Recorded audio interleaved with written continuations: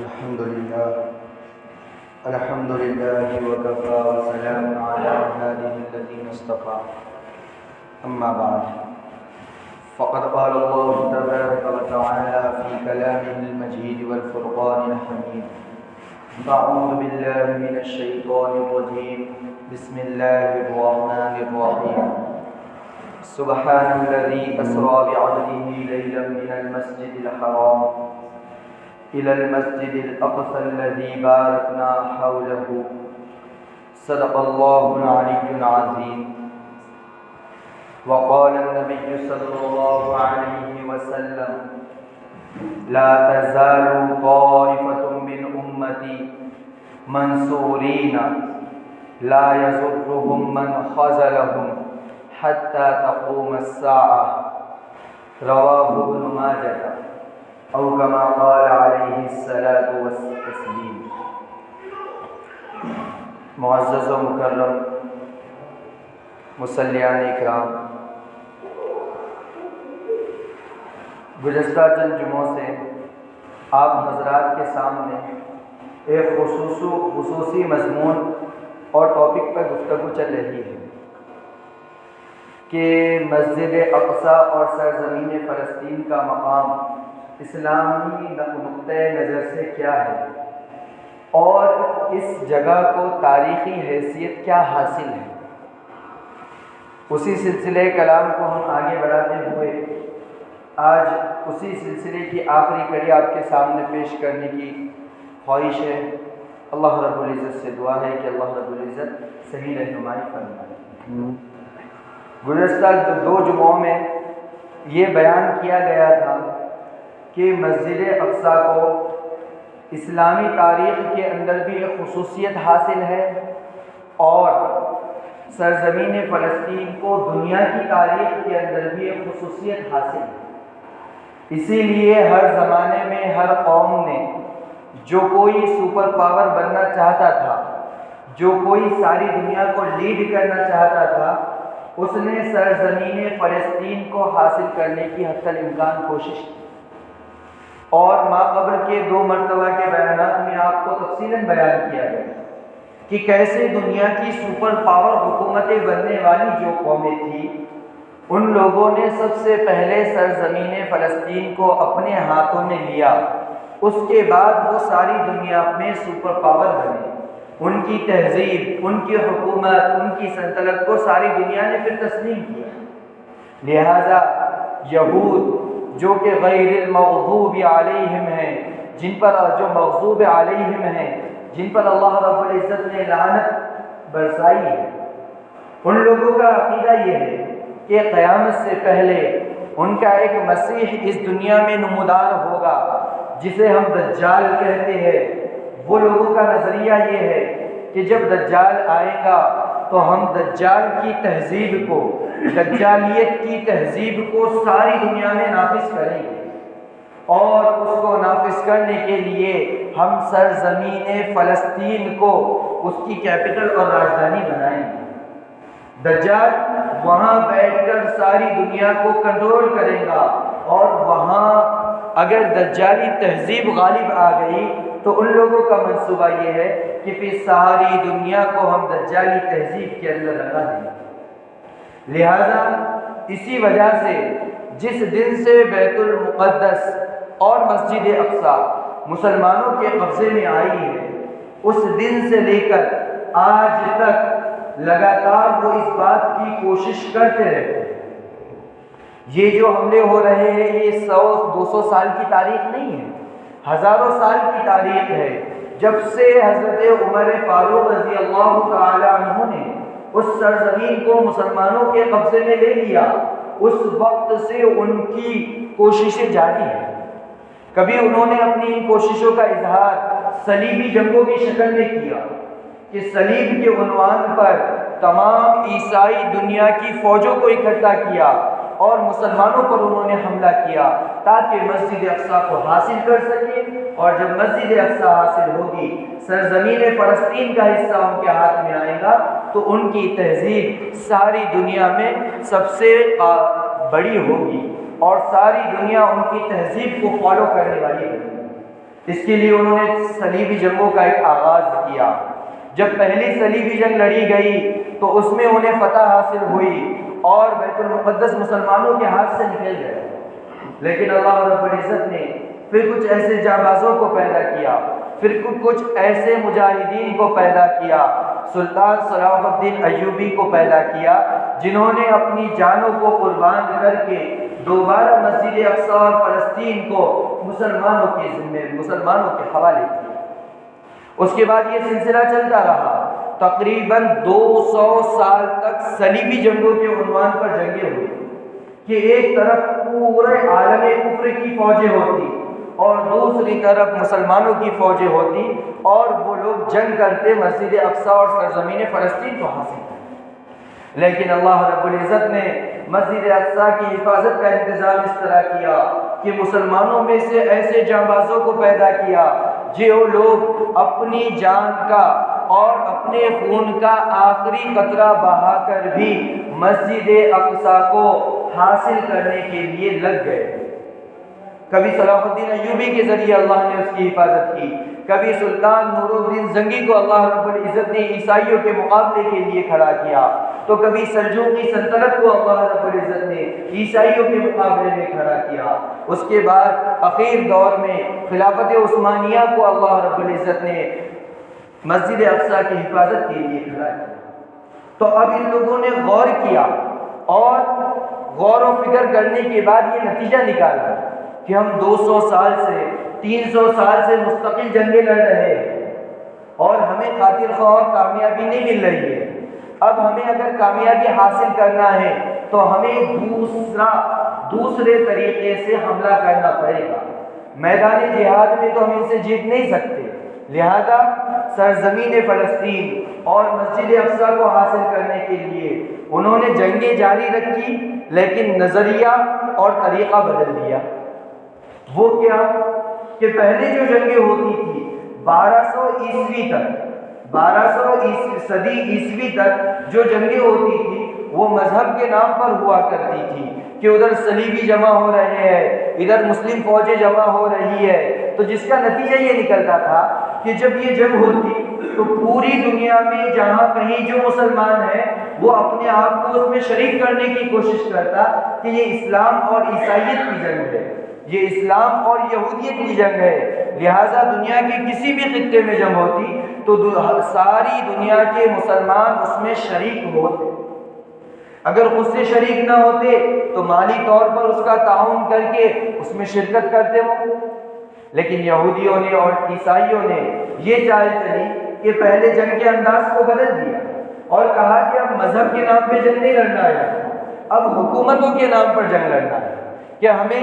فلاں جگہ جا کر اپنی حکومت قائم کرنا ہے، فلاں جگہ جا کر اپنی حکومت قائم کرنا ہے اور مذہب کا نام بیچ میں نہیں لانا ہے۔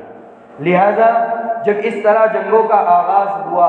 تو یورپ کے عیسائی ممالک یورپ سے نکل کر ایشیا پر ٹوٹ پڑے۔ اسی سلسلے کی ایک کڑی ہندوستان کے اوپر انگریزوں کا قبضہ تھا۔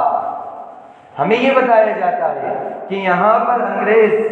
ہندوستان میں انگریز تجارت کی غرض سے آئے تھے۔ یہ سب سے بڑا سفید جھوٹ ہے،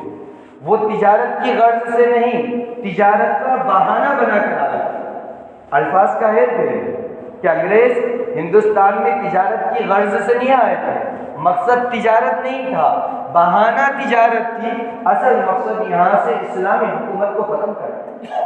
ورنہ آپ دیکھیے انگریز کے آنے سے پہلے ہندوستان کی کیا حالت تھی کہ 800 سال سے 900 سال سے اسلامی حکومت چلی آ رہی تھی، اور انگریز جانے کے بعد کیا ہوا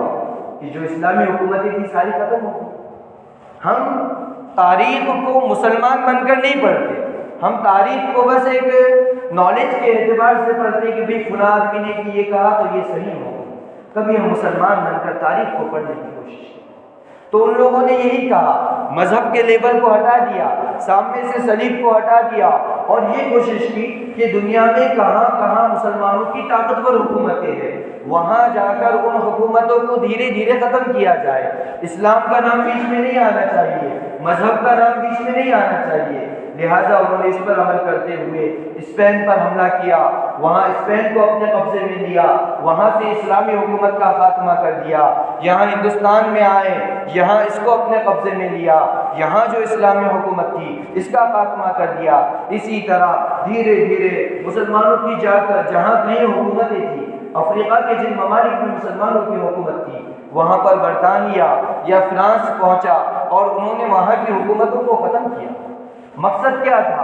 مقصد یہی تھا کہ مسجد اقصیٰ کو حاصل کرنا ہے، اور مسلمان تو ایسے ہیں کہ اگر ہم مذہب کے نام پر جنگ لڑنے جاتے ہیں تو اگر کوئی ہندوستان میں موجود ہے وہ بھی جنگ کا حصہ بننے کی کوشش کرتا ہے، اگر کوئی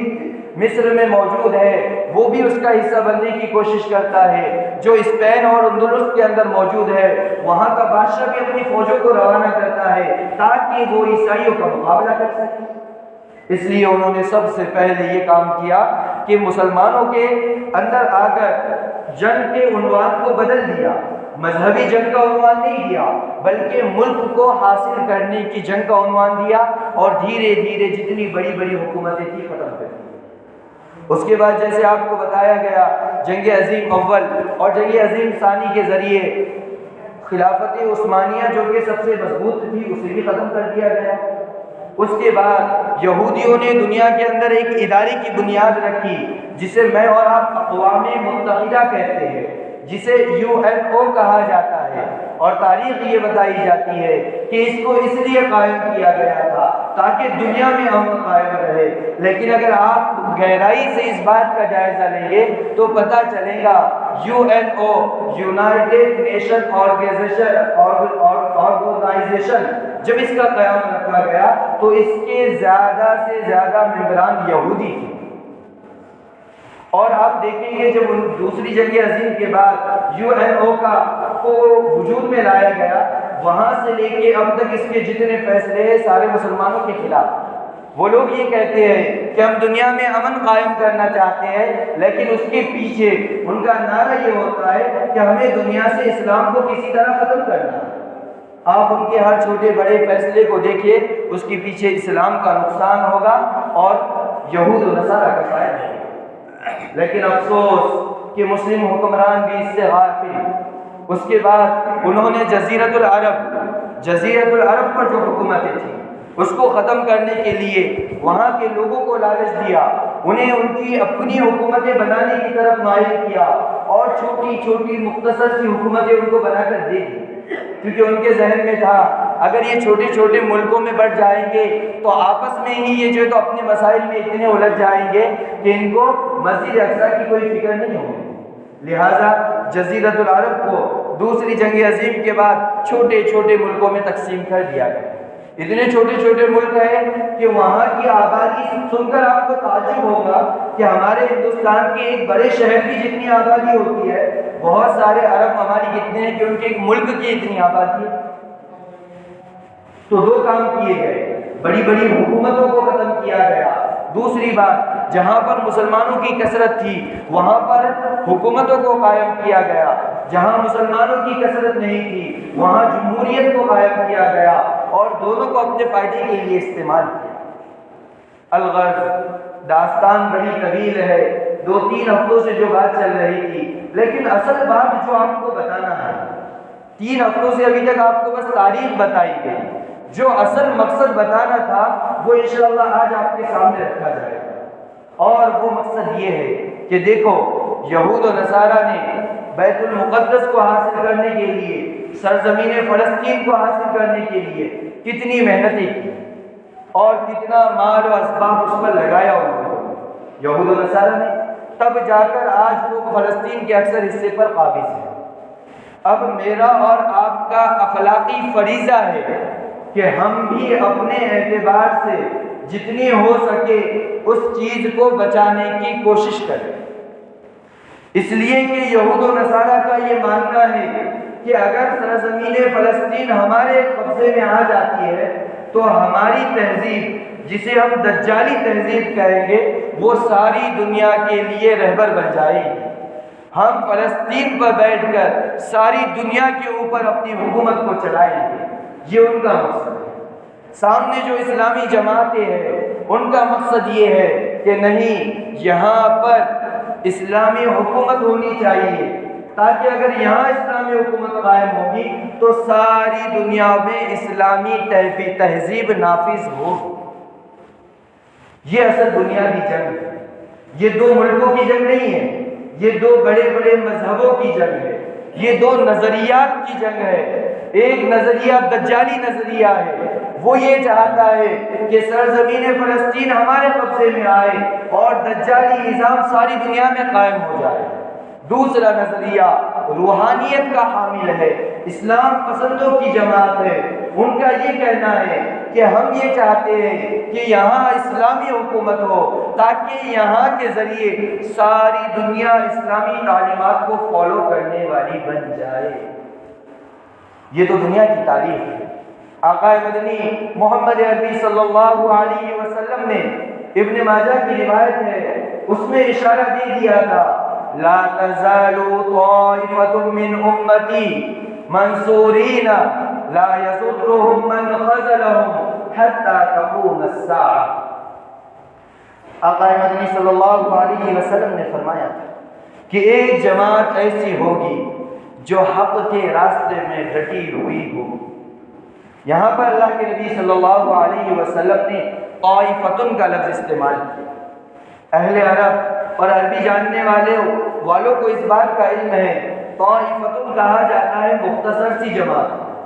بہت بڑی جماعت کو نہیں کہا جاتا ہے، مختصر سی جماعت کو۔ اللہ کے نبی صلی اللہ علیہ وسلم نے فرمایا ایک مختصر سی جماعت ہوگی جو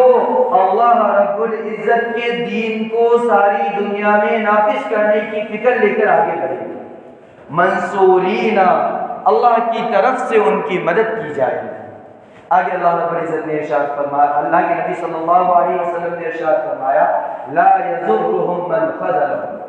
جو ان کو نقصان پہنچانا چاہے وہ ان کو نقصان نہیں پہنچا سکتا ہے، حتی تقوم الساعہ، یہاں تک کہ قیامت آ جائے گی لیکن ان کو کوئی نقصان نہیں پہنچا سکتا۔ تو یہود و نصارہ کا یہ نظریہ ہے کہ ان کا بھی ایک مسیح آنے والا ہے جسے وہ دجال کہتے ہیں۔ وہ یہ کہتے ہیں کہ ہم اس کے آنے کی تیاری کر رہے ہیں، جب سرزمین فلسطین ہمارے پاس ہوگی ہم وہاں دجال کا شاہی تخت لگائیں گے اور اس کے ذریعے ساری دنیا میں دجال حکمرانی کرے گا۔ اور یہ اللہ کے بندے جو سرفروشانہ جذبے کے ساتھ اپنی شہادتیں پیش کر رہے ہیں، ان کا یہ کہنا ہے کہ نہیں ہم یہاں روحانیت کو نافذ کریں گے اور ہم لگاتار اللہ کے راستے میں جہاد کرتے رہیں گے یہاں تک کہ حضرت مہدی تشریف لائیں گے، یہاں تک کہ حضرت عیسیٰ علیہ السلام تشریف لائیں گے، اور جب عیسیٰ علیہ السلام آئیں گے تو وہ یہاں سے ساری دنیا کو کنٹرول کریں گے اور ساری دنیا میں اسلامی نظام قائم ہوگا۔ ظاہر سی بات ہے ہمارا مذہب، ہمارا مسلک، ہمارا مشرب ہمیں یہ تعلیم دیتا ہے کہ واقعات میں حق کی جیت ہوگی اور عیسیٰ علیہ السلام تشریف لا کر دجال کا خاتمہ فرمائیں گے، یہ بات یقین ہے۔ مذہب اسلام کی تعلیمات میں یہ باتیں داخل ہیں کہ ظالم جو ہے وہ ختم ہوں گے، ظالم کے ماننے والے جو ہے وہ بھی ختم ہوں گے اور روحانیت کے علمبردار ہمیشہ ہمیشہ کی کامیابی حاصل کریں گے۔ یہ تو خلاصہ ہے، لیکن عزیزو ان چیزوں میں میں اور آپ کیا کر سکتے ہیں؟ ہمارے لیے اس میں میسج، سبق اور پیغام کیا ہے؟ وہ کون سی رہنمائی ہے جس کو حاصل کر کے ہم یہاں پر روحانی طاقتوں کی مدد کر سکتے ہیں؟ اس سلسلے میں بہت ساری چیزیں آپ کے سامنے پیش کی جائیں گی، لیکن بنیادی طور پر سب سے اہم طریقہ جو ہے، چونکہ روحانیت اور ظلمت کی جنگ چل رہی ہے، مادیت اور نورانیت کی جنگ چل رہی ہے، سب سے پہلے تو ہمیں یہ ثابت کرنا پڑے گا کہ ہم کس گروہ میں ہیں، ہمارا تعلق کس گروہ سے ہے، پہلے یہ ثابت کرنا پڑے گا۔ ہم یہ سمجھ رہے ہیں کہ ماشاءاللہ ہم نمازیں پڑھ رہے ہیں، مسجد میں آ رہے ہیں، ایمان والے ہیں، چہرہ لکھا ہوا ہے، ہم تو روحانیت والے جو لوگ ہیں ان کی سب میں کھڑے ہوئے ہیں، لیکن ہمیں اس بات کی طرف بھی توجہ دینی ہے کہ ظاہراً تو ہم ان لوگوں کی طرف سے کھڑے ہوئے ہیں جو لوگ اپنے آپ کو روحانیت کے علمبردار کہتے ہیں، لیکن کہیں ہم معاشی اعتبار سے ان لوگوں کا تو تعاون نہیں کر رہے ہیں جو ظلم و ستم کے حامی اور مددگار ہیں۔ ہم زبان سے تو یہ کہتے ہیں، اپنی دعاؤں میں بھی اس بات کو لے کر آتے ہیں کہ یا اللہ سرزمین فلسطین کی حفاظت فرما، یا اللہ مسجد اقصیٰ کی حفاظت فرما۔ قنوت نازلہ میں جب امام دعائیں کرتا ہے ہم آمین کہتے ہیں۔ اس سے ظاہراً تو یہ لگ رہا ہے کہ ہمارا شمار اہل حق میں ہے، ہم روحانیت کے علمبرداروں کی سرپرستی میں کام کر رہے ہیں۔ لیکن آپ نے سنا ہوگا کہ جنگوں کی مختلف نوعیتیں ہوتی ہے۔ جنگ صرف ایک ہتھیاروں سے نہیں لڑی جاتی ہے، ایک نظریاتی جنگ ہوتی ہے، ایک فکری جنگ ہوتی ہے اور ایک معاشی جنگ ہوتی ہے۔ تو ہمیں یہ دیکھنا ہے کہ نظریاتی جنگ میں تو الحمدللہ ہم اہل حق کے صف میں کھڑے ہوئے ہیں، لیکن معاشی جنگ میں ہم کس کا سپورٹ کرتے ہیں؟ اصل یہ بات بتانی تھی جس کے لیے 2-3 جمعے سے تمہید باندھی گئی تھی کہ معاشی اعتبار سے ہم ان دونوں جماعتوں میں سے کس کا سپورٹ کر رہے ہیں۔ ہر ایک اپنے دل سے سوال پوچھے، کیونکہ یہ مسئلہ آج کل کا نہیں ہے اور آج کل ختم ہونے والا بھی نہیں ہے، قیامت تک کے یہ مسئلہ چلنے والا ہے۔ حدیث میں صاف طور پر آیا ہے کہ سرزمین شام اور سرزمین فلسطین یہ تو جنگ و جدال کی جگہ ہے، اور یہاں آخری معرکہ امام مہدی حضرت عیسیٰ علیہ السلام کی رہنمائی میں اور دجال کی رہنمائی میں لڑا جائے گا۔ اس وقت تک تو یہ سلسلہ چلنے والا ہے، لیکن ہمیں یہ دیکھنا ہے کہ ہم معاشی جنگ میں کس کا سپورٹ کر رہے ہیں۔ کہ ہمیشہ ہوتا ہے ہر سال 2 سال بعد اسرائیل فلسطین پر حملہ کرتا ہے، ہم آتے ہیں جذبات کے اندر، تقریریں بھی ہوتی ہے، اسرائیلی پروڈکٹس کا بائیکاٹ بھی کیا جاتا ہے ایک متعینہ اور محدود وقت تک۔ جیسے جنگ ختم ہوئی دوبارہ ہم ان کے پروڈکٹس کو استعمال کرنا شروع کر دیتے۔ یہ جذبات کے اعتبار سے کرنے کا کام نہیں ہے۔ معاشی جنگ میں کھلے اور صاف طور پہ آپ دیکھ لیجئے، اگر ہم اسرائیل کی کوئی بھی چیز خرید رہے ہیں، اسرائیل کی بنی ہوئی کسی بھی چیز کا استعمال کر رہے ہیں، تو آپ یہ سمجھ لیں، آپ زبان سے کتنے بھی دعوے کیوں نہ کر لیں، معاشی جنگ میں آپ ظالموں کی صف میں کھڑے ہوئے۔ یہ بات مجھے اور آپ کو ماننا پڑے گی۔ ہم کہیں گے نہیں ہمارے دل میں تو مسجد اقصیٰ کی اتنی محبت ہے، ہماری نماز میں اس کے لیے دعائیں مانگتے، وہاں کے مظلوموں کے لیے دعائیں مانگتے۔ صحیح بات ہے، آپ اس اعتبار سے تو مجاہدین کے ساتھ ہے، لیکن جو معاشی جنگ ہوتی ہے اس میں آپ یہود و نصارہ کی صف میں کھڑے ہیں اگر آپ ان کے پروڈکٹس اور ان کی بنی ہوئی چیزوں کو استعمال کرتے ہیں۔ صاف بات۔ حضرت مولانا مفتی تقی عثمانی دامت برکاتہم العالیہ سے کسی نے فتویٰ پوچھا اور ان سے کہا کہ اسرائیل کی چیزوں کو استعمال کرنا اور اس کے پروڈکٹ کو استعمال کرنا یہ کیسا ہے، آپ فتویٰ دیجئے۔ مفتی صاحب بڑے جلال میں آ گئے اور مفتی صاحب نے کہا اس کا تعلق فتوے سے نہیں ہے، اس کا تعلق غیرت سے ہے۔ انسان کی غیرت کیسے گوارا کرتی ہے کہ جو ہمارے اسلامی ماؤں بہنوں پر بم برسا رہا ہے، جو اسلامی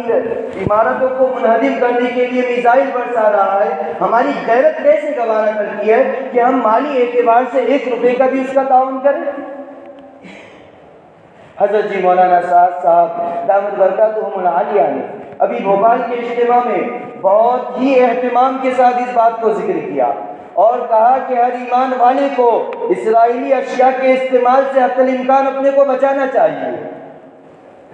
بتاؤ ہم کیا سوچتے ہیں کہ ان کی چیزیں جو ہوتی ہیں اس میں کوالٹی اچھی ہوتی ہے، کوالٹی اچھی ہوتی ہے، اپنی جو دیسی چیزیں بنی ہوئی ہوتی ہے اس کی کوالٹی اچھی نہیں ہوتی۔ تو بتاؤ میرے بھائیوں، میرا آپ کا ایمان اتنا کمزور ہو گیا کہ وہاں چھوٹے چھوٹے بچے اپنی جانوں کا نذرانہ پیش کر رہے ہیں مسجد اقصیٰ کی حفاظت کے لیے۔ میں اور آپ ایک اعلیٰ کوالٹی کو چھوڑ کر، اعلیٰ برانڈ کو چھوڑ کر ادنا درجے کا برانڈ استعمال نہیں کر سکتے مسجد اقصیٰ کی حفاظت کے لیے۔ یہ غیرت کا تقاضا ہے۔ یہ نہیں سب استعمال کر رہے تو ہم استعمال کریں گے۔ اللہ کے بندو، سب اگر کل جہنم میں جائیں گے تو ہم یہ کہیں گے سب جا رہے نا جہنم میں، اپنا اکیلے کہیں کو جاتے جنت میں، کوئی کہے گا یہ؟ سب کچھ بھی کرے، میرا ایمان مجھ سے کیا کہتا ہے، میرا ایمان مجھ سے کیا مطالبہ کرتا ہے۔ اسی لیے 2-4 ہفتوں سے یہ تمہید بات دی گئی، اور خلاصہ ایک ہی ہے کہ وہاں پر نورانیت اور روحانیت کی جنگ چل رہی ہے، نور اور ظلمت کی جنگ چل رہی ہے۔ اب ہمیں اپنے آپ کو اور اپنے رخ کا تعین کرنا ہے کہ ہم ہر اعتبار سے روحانیت کے حامل لوگوں کے ساتھ ہیں یا ظلم و ستم والوں کے ساتھ ہم کھڑے ہیں۔ اور اس کی ایک شکل ہے معاشی جنگ۔ معاشی جنگ جو ہوتی ہے، یہ اللہ کے نبی صلی اللہ علیہ وسلم کی سیرت سے بھی ثابت ہے کہ دشمن کو معاش کے اعتبار سے اتنا کمزور کیا جائے کہ پھر وہ آگے اٹھنے کی ہمت نہ کرے۔ لیکن ہم کیا کرتے ہیں، ہر ہمیشہ سال 2 سال میں حملہ ہوتا ہے فلسطین پر تو تمام ماشاءاللہ ایسا ایمان جاگ جاتا ہے کہ ہم کہتے ہیں بائیکاٹ کریں گے، یہ کریں گے، وہ کریں گے۔ مہینہ 2 مہینے ہوتا ہے، سب کو اس کا نتیجہ بھی ظاہر ہوتا ہے، بعد میں سب یوز کرنے لگتے ہیں۔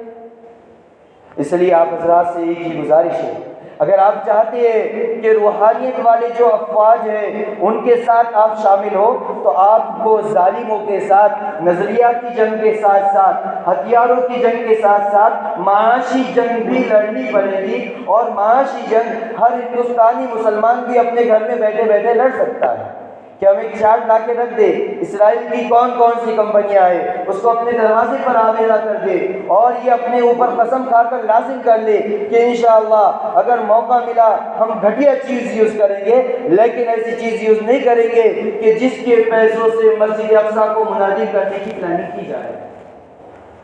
اسی لیے جس وقت جنگ کے حالات گرم تھے آپ کے سامنے یہ موضوع نہیں رکھا گیا، کیونکہ پتہ ہے جذباتی مسلمان ہیں، 1-2 دن کر کے چھوڑ دیں گے۔ مقصد یہ ہے کہ قسم کھا لے آج سے لے کر موت کی صبح تک انشاءاللہ ہم کبھی بھی کوئی بھی اسرائیلی چیز استعمال نہیں کریں گے۔ سب کرتے ہیں انشاءاللہ ارادہ؟ واقعتاً میں یہ ایک روحانی اور معاشی جنگ ہے۔ معاشی جنگ میں بھی ہمیں روحانیت والوں کا سپورٹ کرنا ہے۔ ہاں ایک مسئلہ پیش آتا ہے، وہ کیا ہے کہ کبھی کبھی کوئی ایسی چیز اتنی ضروری اور اتنی اہم چیز ہو جاتی ہے کہ بندے کو وہ چیز اس کمپنی کی لینی ہی پڑتی ہے۔ کبھی مثلا جان کا مسئلہ آ گیا، آپریشن کا مسئلہ ہے، دواخانے میں چلے گئے، کوئی ایسی چیز ہے جو واقعات میں اسرائیلی کمپنی کی ہے اور لینا ہی پڑتا ہے، تو علماء فرماتے ہیں کہ اس کو اس طرح سمجھو جس طرح خنزیر کا گوشت، کہ خنزیر کے گوشت کے بارے میں اسلام نے کیا کہا کہ اگر انسان بہت زیادہ مجبور ہے، اب بچنے کی گنجائش نہیں ہے، تو اس وقت اسلام نے کہا اس کو استعمال کر سکتے، لیکن اس کے علاوہ کبھی استعمال کر سکتے کیا؟ نہیں کر سکتے۔ تو اسی طرح اگر بہت ہی زیادہ مجبوری ہے کہ جان پر بنائی ہے تو اس وقت استعمال کرنے کا وہ بھی ناپسندیدگی کے ساتھ اس کو استعمال کرنے کی گنجائش ہے، ورنہ ہم تو یہ عزم کریں کہ ہو سکتا ہے کوالٹی تھوڑی سی کم ملے گی، لیکن ہم کبھی بھی معاشی اعتبار سے میری مال کا، میرے حلال مال کا ایک پیسہ بھی اسرائیلی کمپنی کو نہیں جائے گا۔ سب عزم کرتے ہیں انشاءاللہ، سب ارادہ کرتے ہیں کہ موت تک ہم کبھی استعمال نہیں کریں گے۔ تو اس کا نتیجہ یہ ہوگا کہ آپ معاشی اعتبار سے معاشی جنگ میں بھی آپ اہل حق کے ساتھ کھڑے ہوئے ہیں، جس طرح آپ اپنی دعاؤں میں کے ذریعے ان کے ساتھ کھڑے ہوئے ہیں، جس طرح آپ اپنے صدقات نکال کر اہل حق کے تعاون کی کوشش کرتے ہیں، اسی طرح معاشی جو جنگ ہے اس میں بھی ہمیں اہل حق کے صف میں کھڑا ہونا ہے، اور اس کے لیے ہر ایک کو لازم کرنا پڑے گا۔ اس میں 2 مسئلے پیش آتے ہیں۔ نمبر 1 ذہن میں یہ آتا سب استعمال کر رہے تو میں کیوں نہ کروں، دوسرا یہ آتا میرے اکیلے کی کرنے سے اس کا کیا ہوگا، میرے اکیلے کے بائیکاٹ کرنے سے اس کا کیا ہوگا۔ بس میں آپ کو ایک بات بتا کر واقعہ ختم کرتا ہوں۔ آپ نے سنا ہوگا حضرت ابراہیم علیہ السلام کو جب آگ میں ڈالا گیا، کتنی گہری وہ آگ تھی، لیکن ایک چڑیا اپنے چونچ میں پانی بھر کر اس کے اوپر ڈال رہی۔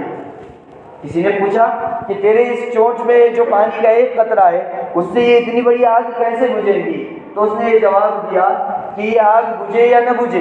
اللہ نے مجھے اس کا مکلف نہیں بنایا کہ میں اس آگ کو بجھاؤں، بس کل قیامت کے دن اللہ رب العزت یہ ندا لگائیں گے، کہاں ہے وہ لوگ جب میرا خلیل ابراہیم آگ میں جل رہا تھا اور ان لوگوں نے اس کو بچانے کی اپنے اعتبار سے کوشش کی۔ اللہ جب یہ ندا لگائیں گے تو میں کم سے کم کھڑے تو ہو سکتی ہوں کہ اللہ میں کمزور تھی، مجھے پتا تھا کہ میرے چونچ میں جو پانی ہے اس سے یہ آگ نہیں بجھنے والی، لیکن میں نے اپنی کوشش تو کی تھی نا۔ تو آدمی یہ نہ سوچے کہ میرے اکیلے کے بائیکاٹ کرنے سے کیا ہوگا، بس یہ سوچے کل قیامت کے دن اللہ یہ ندا لگائے گا، کہاں ہے وہ مسلمان، کہاں ہے وہ مسلمان جب مسجد اقصیٰ کے اطراف میں بم اور میزائل گرائے جا رہے تھے اور انہوں نے اس کو روکنے کی کوشش کی۔ جب اللہ یہ ندا لگائے گا تو ہم نے اپنے سامان، اسرائیلی سامان کا بائیکاٹ کیا تھا، وہاں کی چیزوں کا استعمال نہیں کیا تھا، تو ہم بھی کھڑے ہو سکتے ہیں نا، یا اللہ میں پورا تو مدد نہیں کر سکتا تھا لیکن میں نے اتنی مدد کی تھی کہ جس دن مجھے یہ خبر ملی کہ اب اسرائیل فلسطین پر قبضہ کر رہا ہے، وہاں بم برسا رہا ہے، میں نے دل میں یہ ارادہ کیا تھا کہ میں موت تک اسرائیل کی ایک پیسے سے بھی مدد نہیں کروں گا، اور یا اللہ میں موت تک اس بات پر عمل کرتا رہا۔ تو بتاؤ کل قیامت کے دن جب مسجد کے اقصیٰ کی حفاظت کرنے والے شہیدوں کو لایا جائے گا، مسجد اقصیٰ کی خاطر اپنے بچوں کو شہید کرنے والی ماؤں کو لایا جائے گا، ان کی صف میں ہمیں بھی جگہ مل سکتی ہے تھوڑی کو، اگر ہم یہ بائیکاٹ کریں گے تو۔ یہ جذباتی ہو کر کام کرنے کا نہیں ہے، منصوبہ بندی کے ساتھ موت تک اس کو لے کر چلنا ہے۔ مولانا صاحب نے تو یہ کہا، یہ تو ایسا مسئلہ ہے جیسے آپ کو پتا ہے کہ آپ کے باپ کا قاتل، اس کی دکان آپ کے گھر کے سامنے ہے اور آپ اس کے پاس جا کر سودا لے رہے ہیں۔ انہوں نے کہا جو اسرائیلی پروڈکٹ کو بغیر کسی ضرورت کے استعمال کرتے ہیں یہ اپنے رشتہ داروں کے خون کو پینے کی طرح ہے۔ قسم کھا کر کہا، مولانا صاحب نے اللہ کی قسم کھا کر کہی اس بات کو، اور تاکید کے ساتھ کہا کہ اسرائیلی پروڈکٹ کا مکمل طور پر بائیکاٹ ہونا چاہیے۔ یہ نہیں کہ ان کی کوالٹی اچھی ہے اور بائیکاٹ کرنے کی وجہ سے وہ لوگ آفر دے رہے ہیں، وہ لالچ دیں گے، لیکن عزیزو کیا ہم دنیا کی لالچ کی خاطر اپنے ایمان کا سودا کر کے ظالموں کی صف میں کھڑے ہونا گوارا کریں گے؟ چاہے وہ آفر کتنے ہی کیوں نہ دے۔ جس طرح خنزیر کا گوشت اگر مفت میں بھی تقسیم کیا جائے تو کوئی خریدتا ہے؟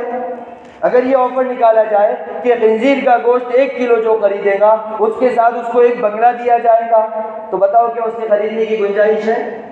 نہیں ہے۔ تو اسرائیلی پروڈکٹ پر جتنے ہی چاہے آفر کیوں نہ رکھ دیے جائے، اس کے باوجود بھی ہمارا ایمانی فریضہ ہے کہ ہم اس کو استعمال کرنے سے بچیں۔ سب کوشش کریں گے انشاءاللہ۔ یہ نور اور نورانیت اور ظلمت کی ایک جنگ ہے، روحانیت اور مادیت کی جنگ ہے۔ ہمیں اپنے عمل سے بھی، اپنے ذریعہ آمدنی کے ذریعے بھی اس بات کو ثابت کرنا ہے کہ ہم روحانیت والے افراد کے ساتھ ہیں۔ ہماری دعاؤں میں بھی انہیں یاد رکھنا چاہیے، مالی اعتبار سے بھی کچھ صدقہ نکالتے رہنا چاہیے، اور جہاں تک ہو سکے ان کے پروڈکٹ کے استعمال سے بچنا چاہیے۔ اللہ رب العزت سے دعا ہے کہ اللہ تعالیٰ مجھے آپ کو، ہر ایمان والوں کو اسرائیلی پروڈکٹ کو مکمل طور پر اس کا بائیکاٹ کرنے کی توفیق عطا فرمائے۔ جن حضرات کی سنت باقی ہے سنت رہے، اگلی صفحے مکمل کر لیں۔